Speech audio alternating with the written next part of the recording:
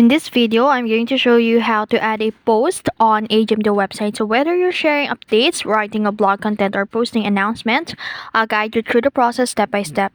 So first, make sure you are on the official website of Jimdo.com and already log in with your credentials.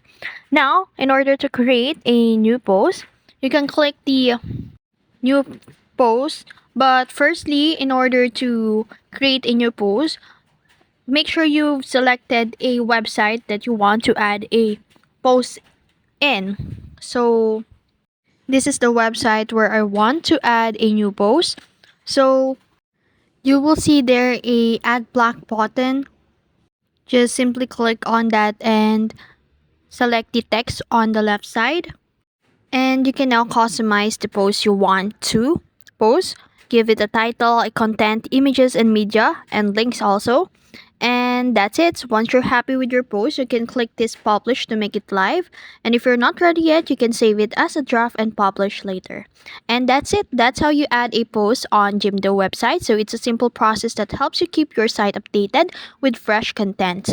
If you found this video helpful, don't forget to like, share, and subscribe to the YouTube channel.